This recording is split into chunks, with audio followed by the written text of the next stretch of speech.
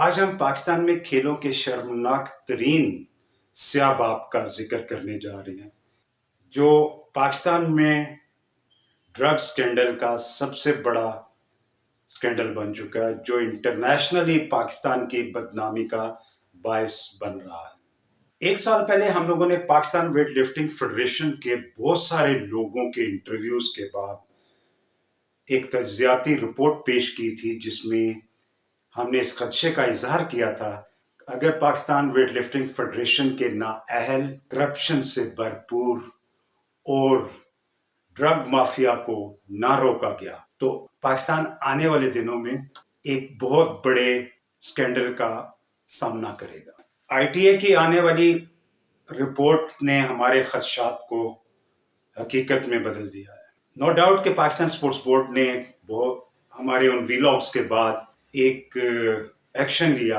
اور ایک کمیٹی بنا دی۔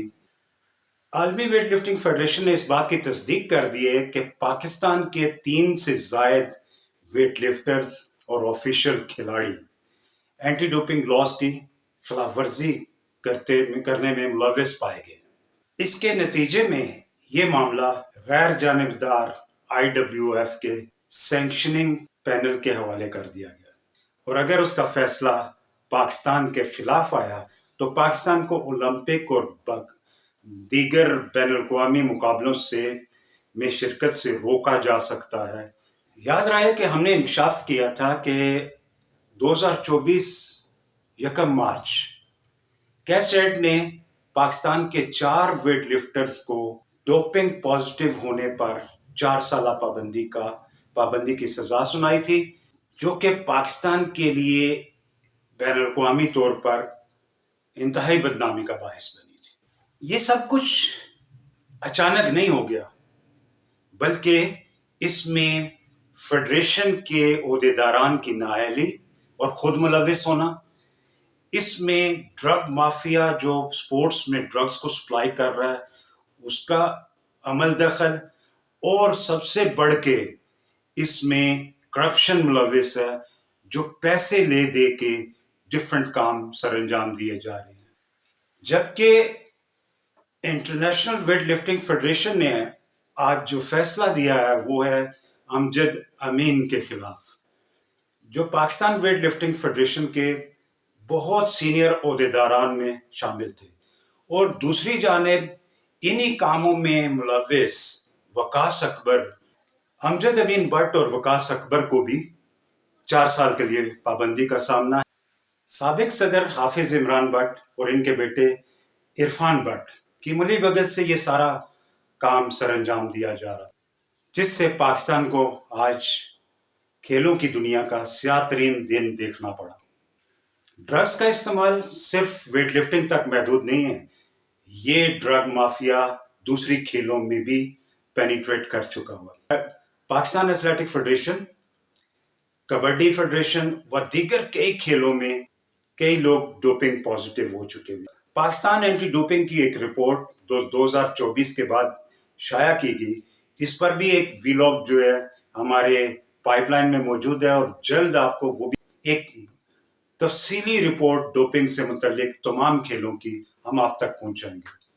یہ جو ڈفرینٹ کھیلوں میں جیت کی جنون کے چکر میں ڈرگز کا استعمال ہے وہ باڈی بلڈنگ اور یہ اسٹرینتھ سپورٹس میں تھا ہی، لیکن دوسری سپورٹس میں صرف اس وجہ سے ہو رہا ہے کہ لوگ اپنی جابز کو پکا کرتے ہیں ڈفرینٹ ڈپارٹمنٹس میں، اور ڈسکریمنیٹ کرتے ہیں اور شدید استحصال کرتے ہیں اپنے ان ڈیزرونگ کھلاڑیوں کا جو کہ بغیر ڈرگز کے اپنی محنت کے بل بوتے پر میڈل لینا چاہ رہے ہیں۔ یہ پاکستان میں کھیلوں میں فیئر پلے، شفافیت پر ایک سوالیہ نشان ہے۔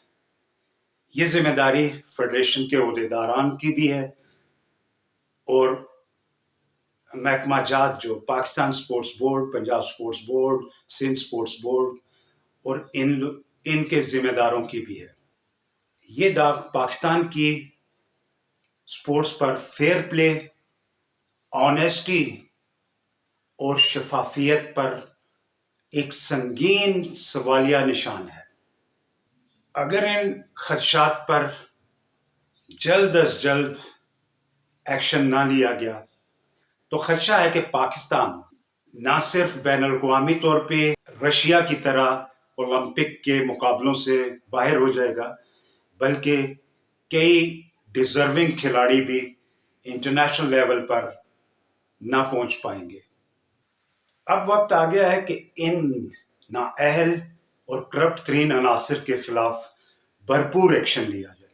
جن جن محکموں سے ان کا تعلق ہے وہاں پہ ان کے خلاف کارروائی ہونی چاہیے، بلکہ ان کو دی جانے والی تنخواہیں، مراد اور انعامات کی شکل میں دیا جانے والے پیسے کو جرمانے کے ساتھ واپس لینا چاہیے۔